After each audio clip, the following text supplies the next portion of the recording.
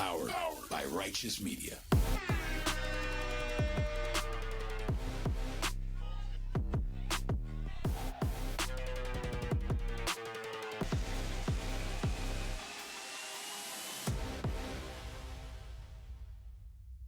Welcome to Independent Americans. Welcome to episode 365. I'm your host, Paul Rieckhoff. It is Monday, November 3rd. Hard to believe it, but it is Monday again, which means here on Independent Americans, now that we are daily, it is Manosphere Monday.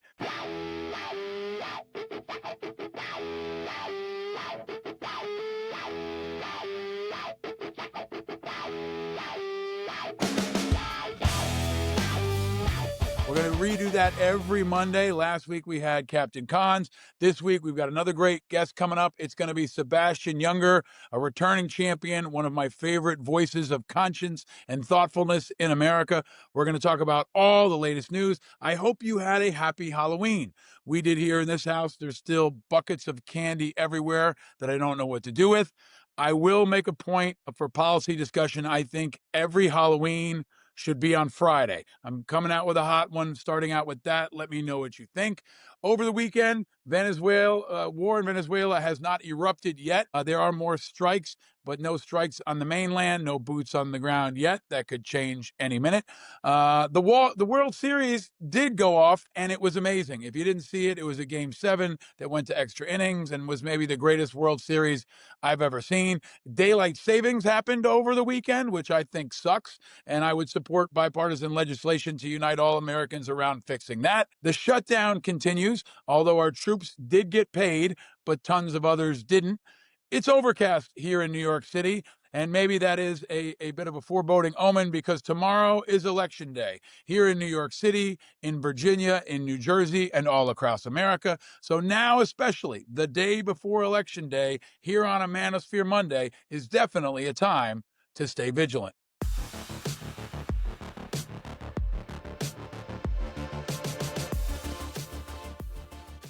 And helping us stay vigilant today, one of my favorite guests. We've been doing this show for like 5 years now, and this guy is a crowd favorite. He is a trusted voice of insight and perspective and analysis, and I think the perfect person to bring in, especially on a Manosphere Monday. The great and powerful Sebastian Junger is here on Independent Americans. Welcome back, my friend.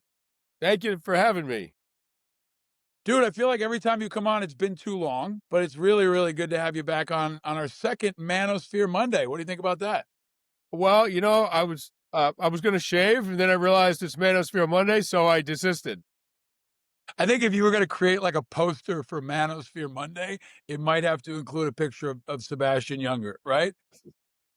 For folks that don't know, you're a best-selling author, you're a filmmaker, you're I think a teacher for all Americans. You're a dad, and you've been generous enough to come on this show a number of times over the years. We always have great discussions, my friend. But let me ask you what I ask every guest at this point: where are you, my friend, and how are you? For many, many years, I've had a property in Massachusetts. It's in the woods. It's a very remote place. It's an old house from 1800 that I fixed up, and that's where we are. How you doing, man? With the world seemingly on fire, I mean, maybe that's where you should be. Is that where you go if the zombie apocalypse comes up there in the woods, man? I would go. Yeah, it's part of the property is an organic farm, and yeah, me and there's some guys living around here. We would do all right. I think if you started your own country or your own commune, you'd get some takers, man. Especially after freedom, I think you get some takers. What do you think? Younger Stan, I like it. Yeah, see, it works pretty good, man. It works pretty good. And how are you feeling, man, in times like this? I mean, you're always writing, but you're often, you go in this world where you dive into a place like New York City, then you're up in the woods and disconnecting, you go into Europe and then you go up into the mountains of Afghanistan. You have such deep perspective. How are you and your family doing in a moment like this? Well, I'm not doing any overseas reporting or travel anymore. I have two daughters, 8 and 5, almost 6. And, listen, I haven't pretended to conceal this. Like the last 10 years have been mortifying to me. Not so much that I'm pro or against Republicans or Democrats. Those are all policy arguments that I'm a little bit agnostic about a little bit, but the deep, what I feel is the real deep damage systemic damage to our democracy is a matter of real concern. My father was a refugee from 3 countries, from 2 active wars. He came to this country at 18 and he said, fascism will never follow me to this country, to America. And he lived his whole life here, even though he missed Europe enormously. And I continue to believe that, but I didn't think it would ever be tested quite in this way. I'll finish that thought by saying the fact that it's getting tested so severely, to me, is proof that the system that we had, although democratic, was enormously unfair to a lot of good people, and they didn't know how to fix it. And you can tell how bad the problem was by how extreme some people think the solution has to be. And I just hope we can get back to a better place. I don't mean necessarily a liberal government, but a better place in terms of a healthy democracy, and one where people's needs get addressed, that billionaires do not get preferenced in our policies, etc. I don't need to go through the list. No, but if you did, I think it would make a compelling case for you as a political candidate, because I think you always understand, kind of the pulse of the country and the values of the country, and you always have an ability to understand populism too, and its strengths and risks. I think in the last couple of times we've talked, Sebastian, you've remained kind of optimistic, right, about our ability to withstand these attacks on our democracy. Can I ask you, like, what's your battle damage assessment? Like, where are we? How fucked or unfucked are we right now as a democracy relative to last time we spoke?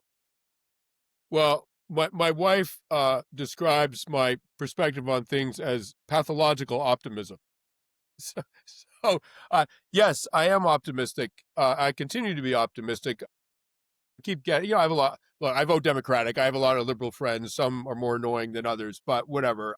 They're my people, such as they are, right? And they'll email me, conversation, be like, what do you? I got an email recently. What do you think about the collapse of our democracy? I'm like, I think it's actually resisting, right? I mean, it's not that can't happen or that won't happen, but you can't say right now that we're living in a state of authoritarian fascism. We are not, right? And what I would say is that I'm going to take a sort of narrow and selfish American citizen point of view. I think the administration has been very unfair to non-citizens who are bestowed with their full human rights like we are, right? But I'm not going to have that argument right now.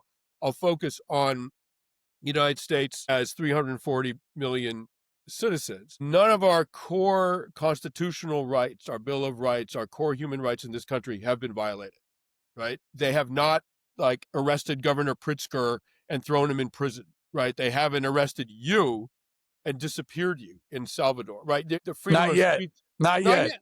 Well, not yet. No, of course, but that you just because something's possible doesn't mean you can say, well, it's already started, right? Like, we have to do, in order to prevent that possibility, we have to acknowledge and honor how strong the system has been until now, where all of our rights are protected. And I should say, I don't think there's anything that Donald Trump sort of wouldn't do ethically, morally, politically, legally. I think there's nothing he wouldn't do if he thought it served himself, right?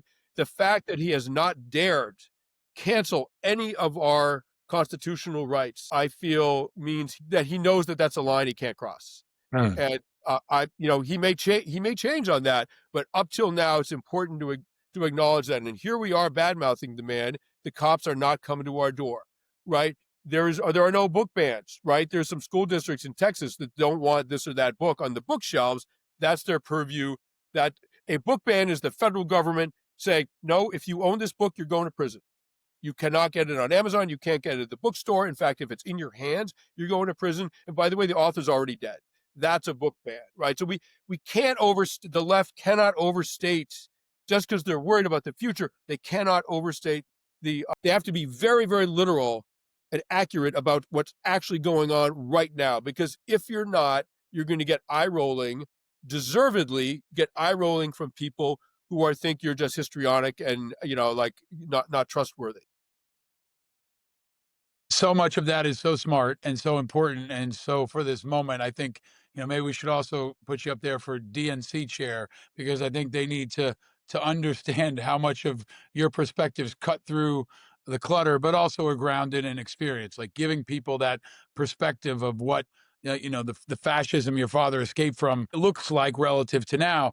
But at the same time, I love the old saying from when I was in the Army, just because you're paranoid doesn't mean they're not trying to kill you, which means we are moving toward that direction. I want to dig into all of these issues and more and in our top topic today.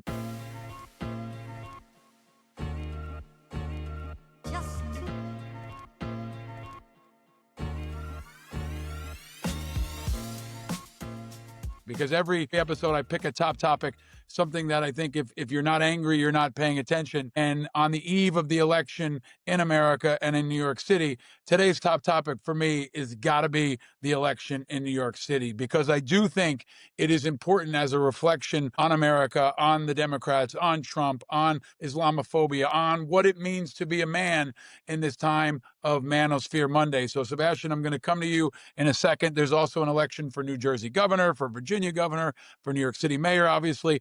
But I want to start, if I can, and do something I don't normally do, which is a bit of a monologue on something I posted today about the election tomorrow and where I stand. And I'm anxious to get into this with you, Sebastian. But Chris is going to play a clip. Chris, go ahead and play that clip in on the backside.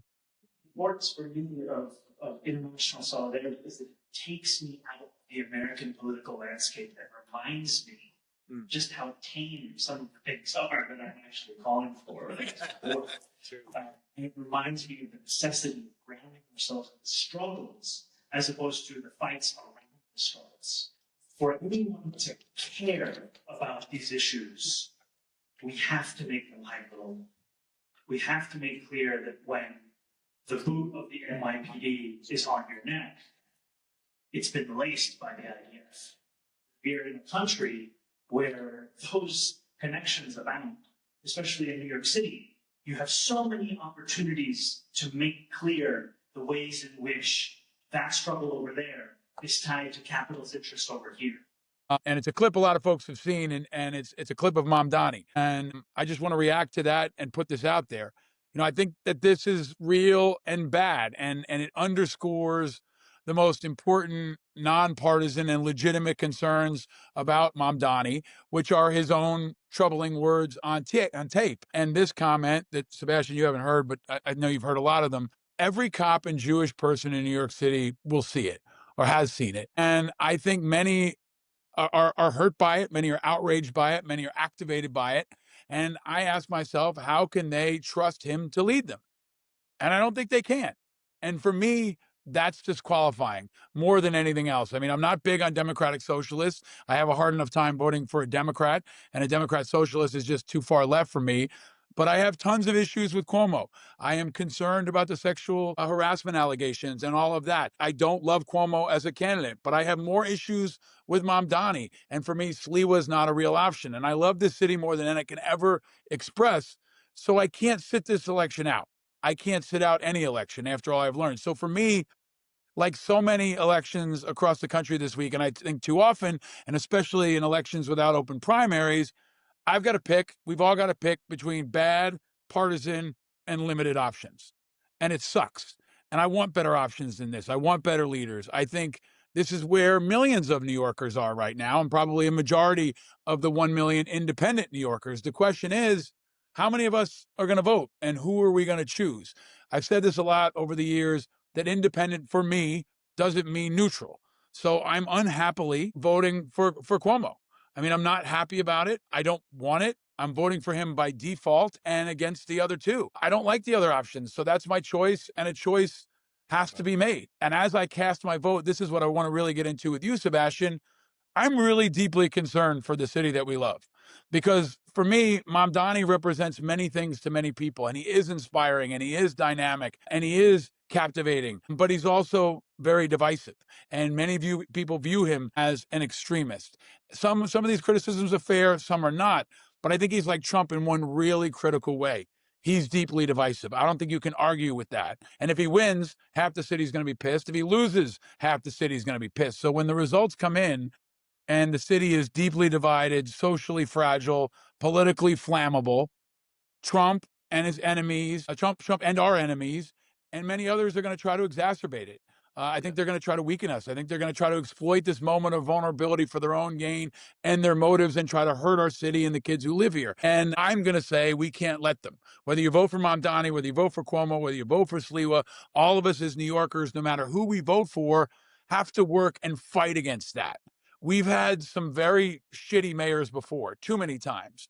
And if we get one again, whether it's Mamdani or Cuomo, I don't think we can let that define our great city, just like we can't let Trump define America. Only we can do that now more than ever. We must. So, like we did after 9/11 and so many times before that, we've got to step up as New Yorkers. We got to do it through our calm, our focus, our heart, our respect, our dedication to our city and each other, and with our work and our toughness and our togetherness, and maybe most of all by our example, because I do think while our enemies are celebrating, our personal energy can be contagious. That's why I'm so happy to have Sebastian here today. And our kids are watching and they need us to be strong like only New Yorkers can be now more than ever. So we're moving onward. Sebastian, I thank you for listening to that, but I wanted to get it out. I want people to understand where I stand. In the couple of hours since I posted that, people are saying, well, you're an Islamophobe or you're okay with sexual assault and sexual harassment. None of that is true. Not an Islamophobe. I would be against Mamdani if he was any nationality and any race and any gender, because for me, what he stands for politically is just too far left. Now, that's my perspective, right? I am anxious to hear your thoughts, Sebastian. I know you're not in New York right now, but you know New York. You've written about New York. You had a bar in New York. Just off the top, man, what is your assessment of this moment and this election that's going to captivate the world? Well, thank you. Yeah, it's a tough question, and I'm bound to answer it wrong for many people, I think, but I'll give it a shot. I don't vote in New York. I vote in Massachusetts. I don't follow local politics in New York particularly closely. I've obviously heard about Mamdani and everybody else, but so New York's in a particular position, and by many definitions, the greatest city in the country. And when we elect a mayor, we are electing someone to run a very complicated, huge city, very diverse city, right? A lot of poor people, a lot of extremely wealthy people, but we're also sort of electing someone who is visible at the national level, right? And so you're keeping an eye on two things. What are the optics nationally for our mayor, and what are and how well can this person run the actual city, right? And so, I think New York's sort of caught, right? There's a very powerful business interests.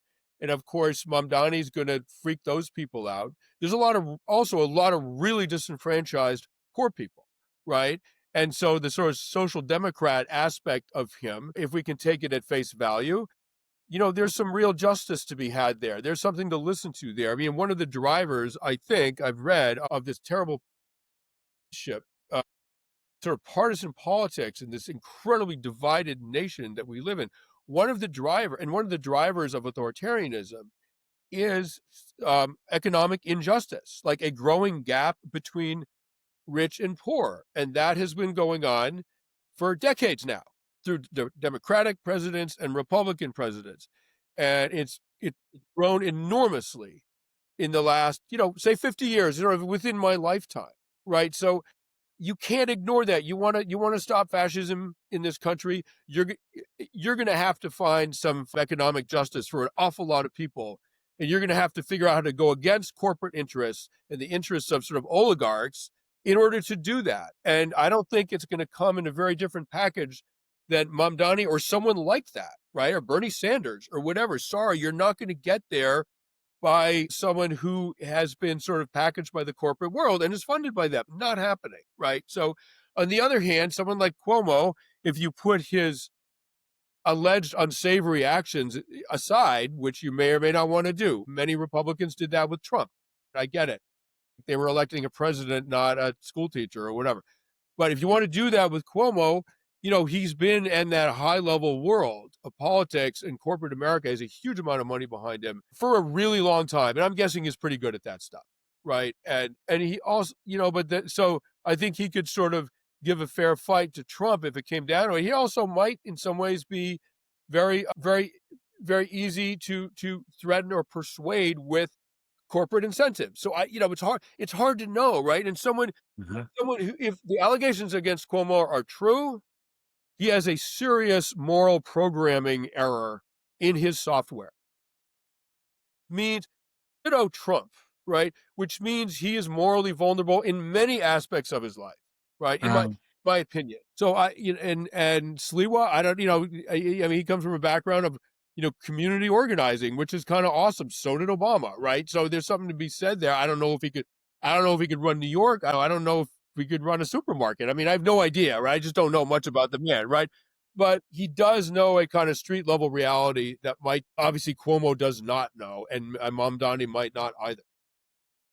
I think it's important. You always approach everything with a writer's mind and a writer's eye. So I like to just hear you describe what you see, right? And even though you're not as close to it in the depth of politics, you've been into many different worlds. You've been in the world of deep sea fishermen and soldiers and others, and you have a brilliant ability to channel that. I want to say something about Mamdani that I said before.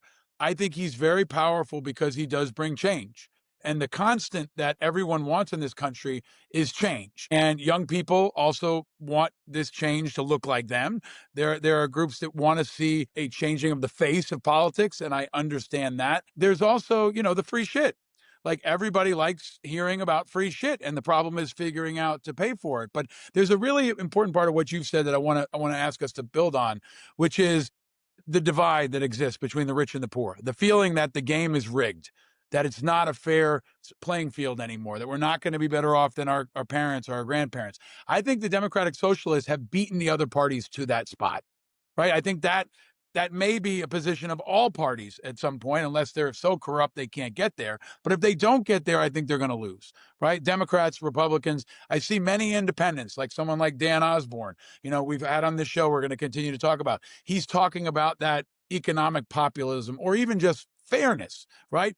De-rigging the game. Can you talk about how much you think grievance is packed into this? I've talked to you and Ken Burns about this over the years. It's Manosphere Monday. We have 3 men running for mayor. There are no women running in this race. What does this tell us about where, I think there's a crisis of masculinity in this country. I think the Democratic Party is going through a crisis of identity. America is kind of going through a crisis of identity.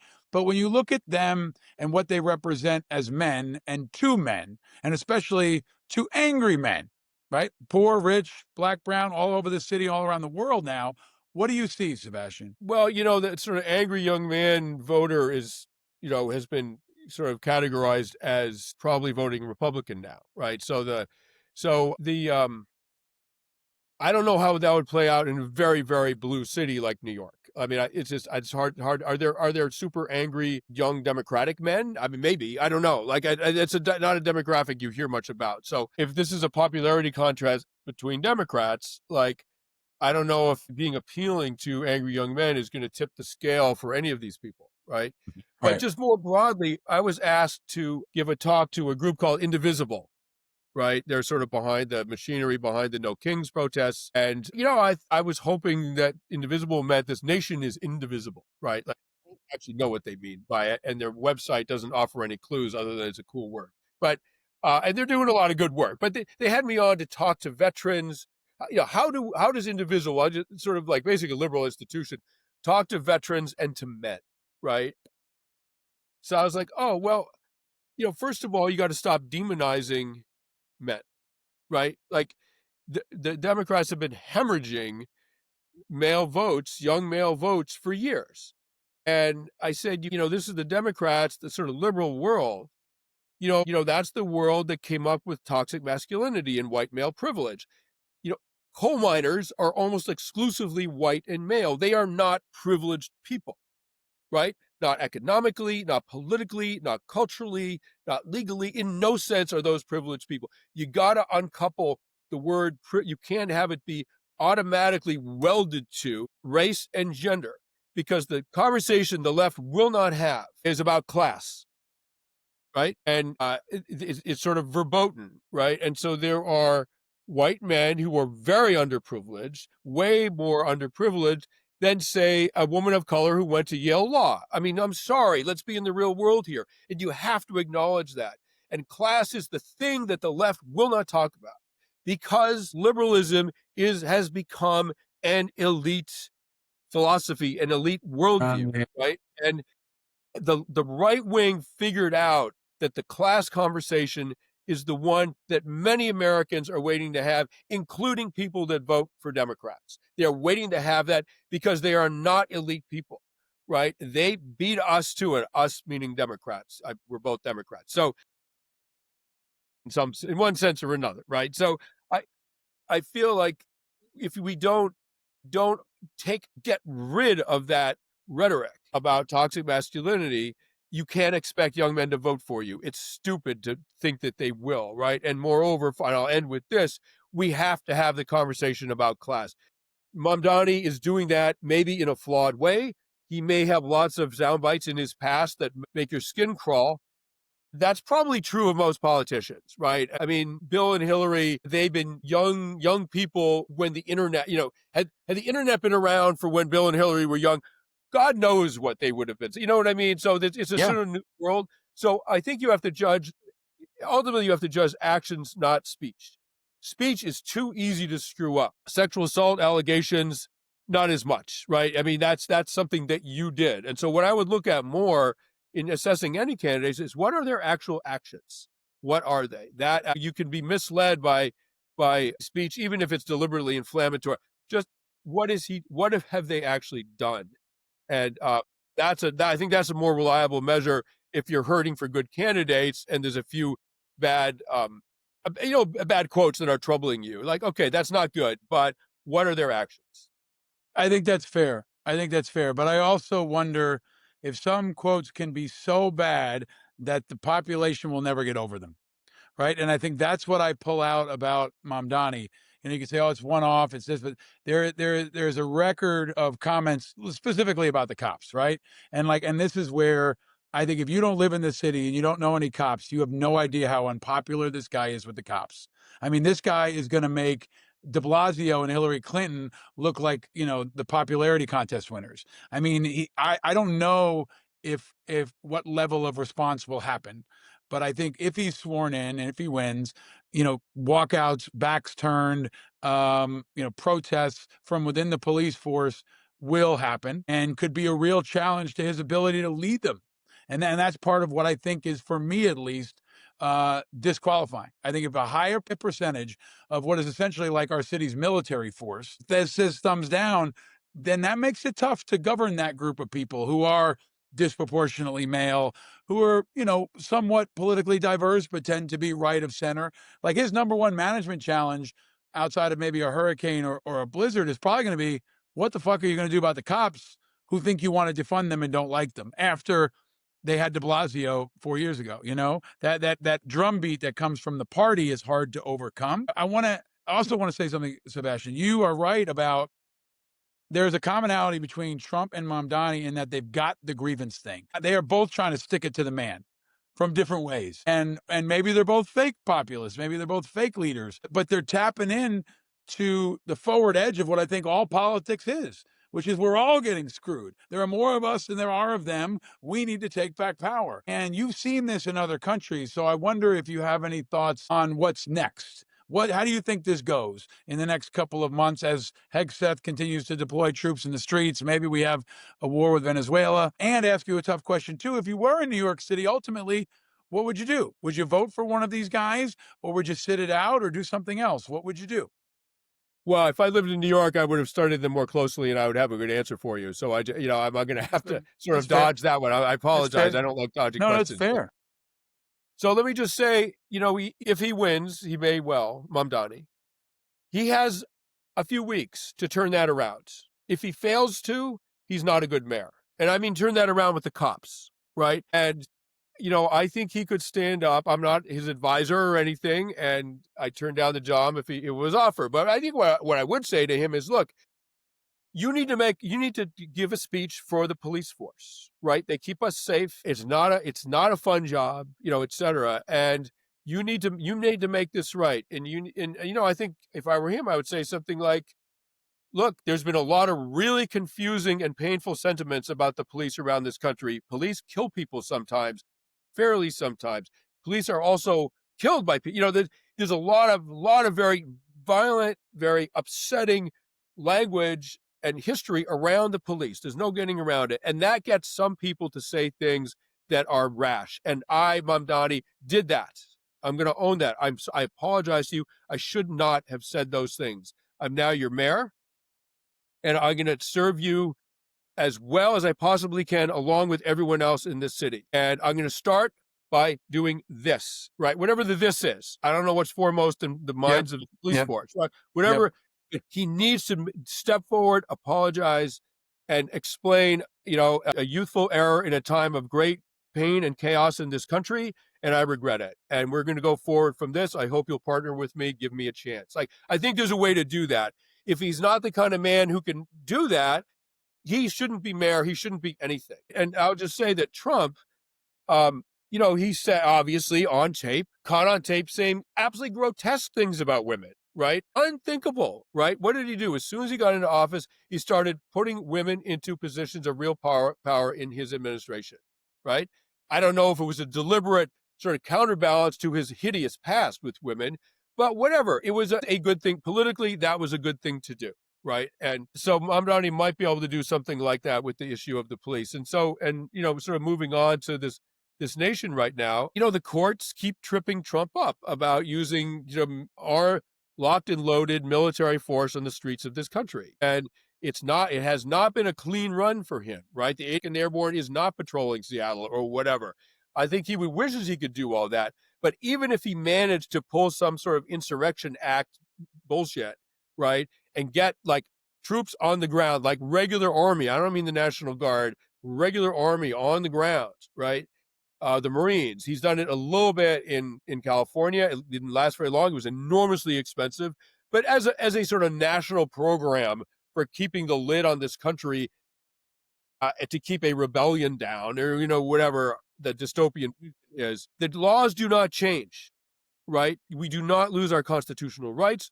They cannot violate the laws that we already live by. Just because they're soldiers doesn't mean they can slap cuffs on you and shoot you, right? If this were an authoritarian country, they would have opened fire with automatic weapons on the No Kings protests, right? I mean, this is Iraq under Saddam Hussein, et cetera, et cetera. That's what would have happened in those protests. They don't dare. And I honestly don't think Trump will dare try to cross that line. And if he tried to, I think it would be catastrophic for him. Can I ask you, Sebastian, just on that point? So what about the ICE detainments, arrests, abuses? Is that's where I go to, right? The 82nd's not there yet. He hasn't declared martial law yet. He hasn't used the Insurrection Act yet, but he's got his shadow army arresting Americans and detaining people in masks and without identification. And I don't think that has got enough people angry in this country. It's rising, and they keep screwing up. But what is that to you? What is that to you in this landscape? Yeah, well, I mean, look, it's super upsetting. And I think he's trying to build up a sort of a loyal paramilitary force. There's also a little bit of cosplay or something with that, right? I mean, that's right. Yeah. Right. And, there's some amazing clips. There was in Washington Heights in New York. I just saw a clip on social media of a New York City cop, a black cop, right, in Washington Heights, just giving it to this ICE dude, right? It's like, I'm a policeman in New York City, and you cannot do that in this neighborhood. I will not let you. And the ICE guy tries to sort of trump him, step aside, officer. And he's like, no, this is my city. You are not doing that. And so that's starting to happen. So what you're seeing is sort of local security forces, right, who are from the community, right, who are from this city, from other cities, saying to ICE, no, you can't do that. I will arrest you. Turn your car around and go. You cannot drive through that crowd, right? And I think if ICE tried to get sort of physical with a local police force, if they tried to get physical, I mean, look, they're mostly arresting people who are here illegally. I think it's barbaric what they're doing, but technically they say they're trying to enforce the law, which actually is true, right? So I think it's barbaric, but there is the law that they can hide behind. The arrests of American citizens have been few and fleeting, right? And is it ugly? It's super ugly, right? But this is not the kind of mass detention of political opponents that characterizes an authoritarian state. And I think if he tried to do that, I think it would be, again, catastrophic for him. At the end of the day, I don't think ICE is going to open fire on NYPD or even on a crowd of people. Like, I just don't see it. I hope you're right. I hope you're right. I think I watch and worry about tomorrow. And then also the next point will be, a swearing in, and there'll be these potential flashpoints along the way. And now you've got, Trump, who's a totally unpredictable actor, who could not recognize the results of the election, could use it as a reason to send in the guard, could use it for any other reason that is nefarious or drives his politics. But Sebastian, I really appreciate you taking me through this part of this conversation. This is difficult stuff, but we're also unpacking it in ways I don't think folks hear enough of. I'm glad they brought you in to ask you what men think, right? Now, for decades, I've been brought in from the Planet Veteran to explain to people what life is like on our world. But if there was a representative from Planet Man, I'm glad they chose you. Thank you. I'm going to ask, we have one more segment that we do called Below the Radar. This one for me is going to be real quick, and I can just ask you to react, Sebastian, but you've been really supportive of a lot of the efforts we've had to organize veterans. Next week is Veterans Day, hopefully a galvanizing time in America after all this. Below the radar this week, over the last couple weeks, Independent Veterans of America has endorsed a number of independent veterans running locally. Sebastian has been a supporter of so many veterans and of this effort and others. He's been a great supporter of Ukraine. I'm grateful for that. I just want to shout out the 5 that IVA has endorsed. We'll put a link in the show notes. Toby Proctor is running in North Granby, Connecticut for Board of Finance. Carlos DeCastro Pratelt in Arlington, Virginia for County Board. Kathy Greggs down in Fayetteville, North Carolina for City Council. That's where Fort Bragg is. Mike Prokuk is running in Frederick County, Virginia for School Board. And Donna Charles, we endorsed, who ran for governor of Virginia, has since dropped out, but really represented this movement. And these folks are stepping up. We've had big high profile folks for Senate and House last time. These are super local, but I raised them up because they need your support. You can go to independentveteransofamerica.org. You can find their individual websites, but they also represent a movement. I think we'll see multiple governors candidates next year, as many as 6 to 8 Senate candidates, lots of down ballot folks.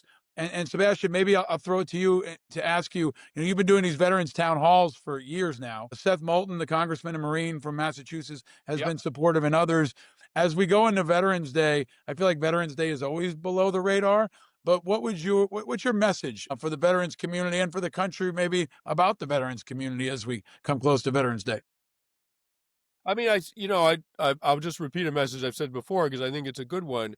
One of the extraordinary things about the military is it is such an incredibly diverse and democratic institution, maybe the most in this country. And when I was, I spent a lot of time in combat with airborne infantry in Eastern Afghanistan, and it was really remarkable, like the sort of like political and all the different differences, all the differences that are so important in this society, if you're Democrat or Republican or white or black, and this is whatever, rich, poor, whatever, your dad's in jail, not in jail, all that stuff meant nothing, meant absolutely nothing in combat, right? And the closer you get to the front lines, the less that stuff matters. I think on the big bases, you get some of the ills of the greater society that our military comes from, but not in a foxhole, right? And so one of the guys out there said to me, it's weird. He said, there's guys in the platoon who straight up hate each other, but we'd all die for each other. That needs to be how Americans feel about each other, right? And politicians who do not value that sentiment, maybe it's too much to ask that they hold it themselves, but at least don't value that sentiment, should not be political leaders in this country. And you can pin the tail on the donkey as you like. I'm not going to name names, right? But I think you know what I'm talking about, right? So that value is a core value, not just of American democracy, this great eclectic country that we have, but really of any functioning society that hopes to survive adversity. From the sort of micro societies of a 30-person tribe to a nation, if that isn't a supreme value in the society, you will not last, right? And we're on borrowed time because we don't adhere to that, and the soldiers do. And so on this Veterans Day, we can learn from them. They have something to teach us about how to not just coexist, but to serve each other in the face of a greater adversity. Hear, hear, bravo, hoorah for the Marines next week rather. Their birthday's coming up, which is always especially insufferable. But thank you for that, Sebastian. We're going to end the show as we always do with something good. Something good, oh, something sweet. Feel the fire. Every show, I'm going to try to bring you something good to contrast all that toxicity and nastiness happening out there. It's Monday. It's Manosphere Monday. I got a couple, okay? I'm sorry I got to take a little privilege here. If you haven't watched the highlights from the World Series game on Friday night, it was bonkers. It was just great baseball, great drama, great excitement, great entertainment, especially if you're a baseball fan that kind of lost baseball. Baseball's better than I think it's ever been, with the pitch clock and the parity and the superstars that are respectful, like Ohtani and Vlad Guerrero is awesome. Go check that out. Number two, everything Sebastian has ever created is good. Check out Restrepo, check out Tribe, check out Freedom, check out everything he does. A Perfect Storm. Everything he's written and done is fantastic, and I think meets this moment in a different way. And lastly, and then I'm coming to Sebastian, Chris Rosenthal is our brilliant producer. He keeps coming up with graphics and music, and he came up with a new song now that we're daily. So it's really good. He designed this song. I think it's cool. He's going to play a clip here. Hit it, Chris. Grind and never stop. My pie just when daily ain't no maybe. Grinding through the night, now they are playing me. Paul with the flow, Chris with the crazy. From weekly to the hustle, now the rhythm's wavy. Lights on, mics hot, topics rolling thick. Guests line up, we flip the script real quick. Chris got the beats tighter than the drum line. Paul with the ball sharper than the skyline. From news to the... And then we'll play more of the song at the end of the show. But those are my something good today. Sebastian, back to you up there in the woods, man, on this Manosphere Monday on Independent Americans. What's something good, man? All right, so we live most of the time in the Lower East Side of Manhattan, New York City, and our girls are in public school there, and we're very much part of the neighborhood, part of the community, mostly Puerto Rican, Dominican. But it's New York, so you can't, when you trick or treat with kids, you can't go into the apartment buildings because they're all locked because the crime rate's through the roof or whatever, right? So New York City kids are stuck with, and I think it's a wonderful thing, trick or treating the businesses. So the barbershop and the deli and the Irish pub, right? And the flower shop and et cetera. So there's a candy store in the Lower East Side. They even trick or treat the candy store, of course, right? So there was this mob of kids from their school and their good parents, and we're sort of shuffling along from shop to shop. And it's just wonderful to see these kids going to these little businesses, right? And at one point, the bars are a favorite because they have a lot of candy, right? So they all pour into this Irish pub in the Lower East Side, right? Come out a few minutes later, and my little one, who's 5 years old, she comes out last, and she's got a little bag of candy, and she says, "Daddy, it turns out you have to be 21 to trick or treat for beer." I love so there it. you have That it. is good, man. What did they dress up as? And did you dress up? I did not dress up, right? Oh, No, come I on. dressed up. You're just a brilliant author and noble statesman and tired dad. What were your girls dressed up as? There were Frankenstein and a witch. Perfect. I double endorse that. Trick-or-treating in New York is a uniquely special thing. At the same time, I think New York kids have it, in some ways easier than almost any kids anywhere because the places are so close together.